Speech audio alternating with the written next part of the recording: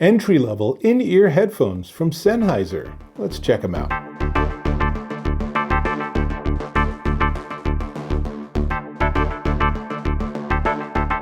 Dave Taylor here, and I'm checking out these.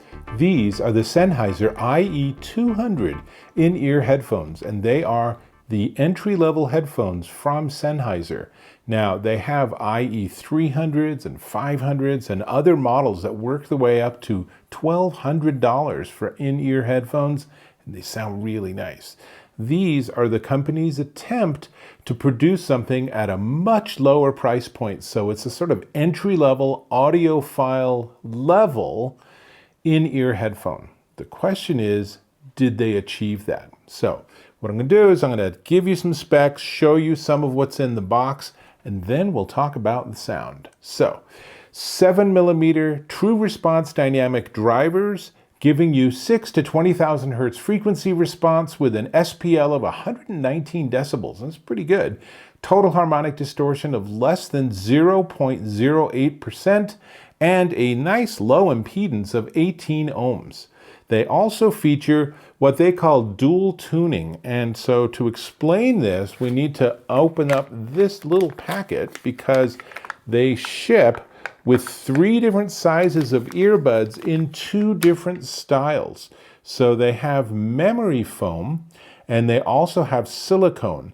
And the difference is they actually fit on the actual earbud differently so that the memory foam is going to give you a little more bass. It's a little bit more of a rounded sound, whereas the silicone, I've found, give you a more precise sound. So I immediately switched to the large silicone and then tried the memory foam, then went back to the silicone and actually liked the silicone better.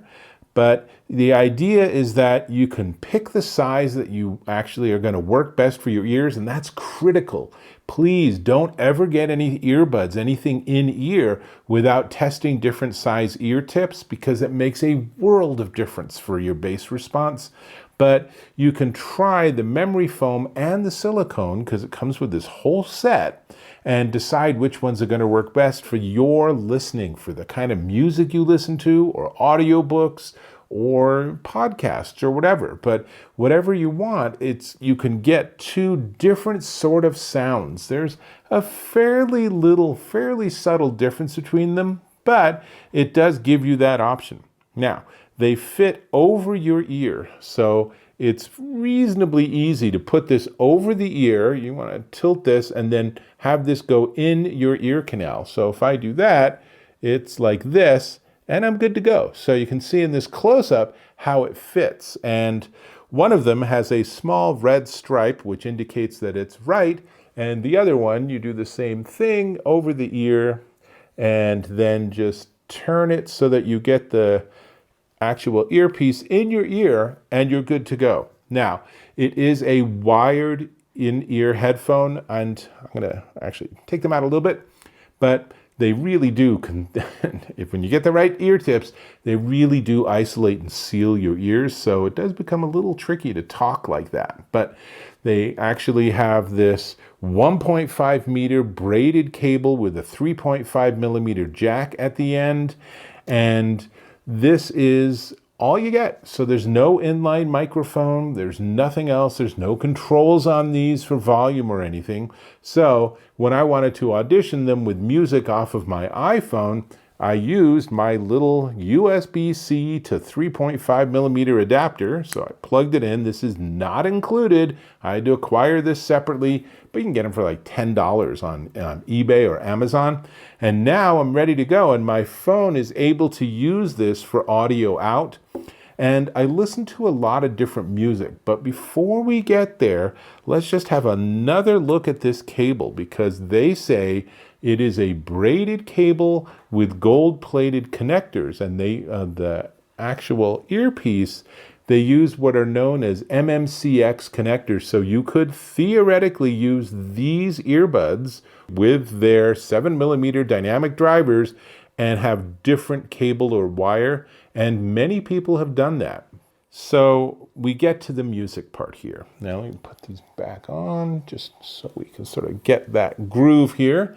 And I really liked the music. I thought it sounded really good, but it's a very intimate soundstage, which means it's not expansive. It doesn't sound like you're in a big like recording hall or something. It sounds like everything's very close to you, but I thought it was really nice. I listened to some Michael Jackson, sounded fantastic. I listened to some Sting, sounded fantastic. I listened to some early Beatles, and it was really, really flat. I did not like it, but the early Beatles albums are also very much, there's like this musician on the left channel and then this musician on the right channel, and they didn't really build it and engineer it to make a full sound until later in their career. But so you get to the beginning of one of the early songs and it's just like, well, there's John and there's Paul and I think Ringo's over there. So if only Paul is playing, then all you're going to hear is music out of your right ear. And it just did not sound great, but that's a Beatles issue. That's not a Sennheiser issue. So I think that it might depend a little bit on what music you listen to as to your experience with these. Once you get it all dialed in, I did find it sounded really good. Again, in that sort of intimate way, but the highs were very enjoyable. I mean, I listened to some of Sting. His engineering of his music is just beautiful, and it just sounded like closing your eyes and enjoying the music. It was very, very nice. But there's a couple of issues here. The first one is that this cable, honestly, I think Sennheiser kind of cheaped out here with this cable. I think they could have included something better. So many people have actually upgraded the cable, which is what you can do when you have those MMCX connectors, and had better results. So the issue with this is, one, it feels like it's not going to last super long, because especially this part is really thin.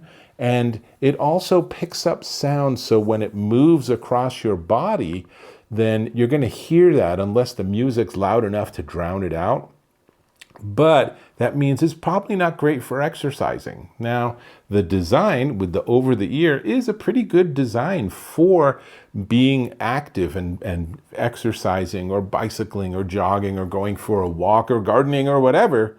But if every time the cable moves a tiny bit, you hear this in your ears, well, it's a little bit disconcerting. And so that is a critique I have. And then the other thing to point out here that I think is concerning is that on Amazon, where they sell these, they are returned more frequently than is typical for anything in this category. And I just want to clarify, I think the reason for that is people aren't spending the time to experiment with different size ear tips. They come by default with the medium ear tip. It's 3 different sizes and 2 different styles. And when I had the medium ear tips and I put them in and I started playing some music, I was like, this sounds pretty good. There's really no bass going on here, but it sounds pretty good. And then I went and changed out the ear tips and tried different sizes, and it's like, there's that bass.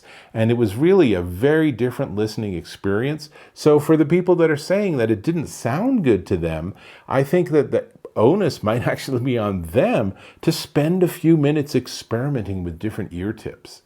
In terms of the cable and cable quality and the overall longevity of the unit, well, I can't speak to that because I've only had them for a couple of days, but having it make sound when it drags across your body is definitely annoying. And it's the kind of thing where if you have a cable that doesn't do that, you just don't notice it.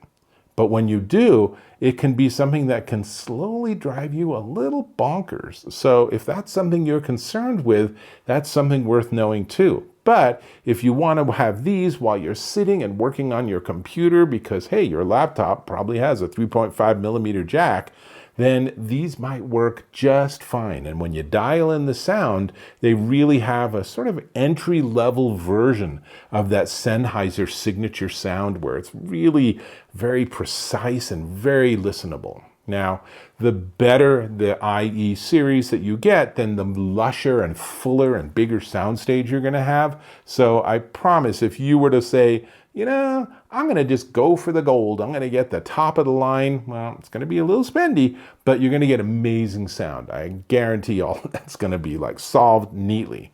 But if you want to have an entry level, then know what you're getting into and know that you need to spend a little time experimenting with these to get the best possible sound. Now, in the box, you have 3 different sizes of ear tips and 2 different styles.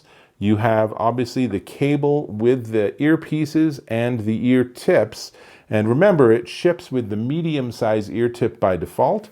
It comes with a booklet and you think, wow, that's a lot of pages. But in fact, this is literally just legalese in 100 million different languages. So there's zero actual information to get you started with this, other than there's a QR code that you can scan and then read the user guide online.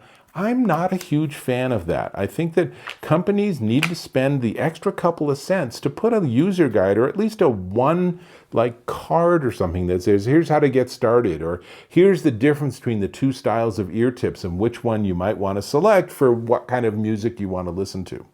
Finally, there is a little carrying case that is small, but is large enough that you can coil this up and put it in there and carry it with you. So that's everything I got. Like I said, this was an extra third-party acquisition I got, and they're honestly really helpful because I decry the fact that smartphones no longer have 3.5 millimeter jacks. Why are they gone? I wish we still had them, but we don't. So if you're going to get 3.5 millimeter earphones or headphones, then you're going to need some way to make sure that it plugs into your device. So that's everything I wanted to share with you. I'm trying to be really candid and honest. If you want something that out of the box is going to sound great, these might not be your best choice. But if you're willing to put in a little time and work at it to make sure you get the best possible sound, there's a lot to like here. I do want to talk about the price. Before we get there, I'm going to invite you to subscribe to my channel. Click or tap on that subscribe button. Hit that bell icon for notifications of my new content. And if you found this of value, and I hope that you did, I appreciate a thumbs up. Excellent. Now, let's see. I'll move this over here and put this here. And so this is the Sennheiser IE 200 in-ear headphones, and they are $159.95, currently discounted down to $129.95 at Amazon.com. I think they are an interesting option if you want to start moving your way into the audiophile world, but I think they require a little bit of commitment on your part to get the best possible results. That's what I got. I think it's time to go back to Sting. Absolutely love his music. So I'll catch you in my next video.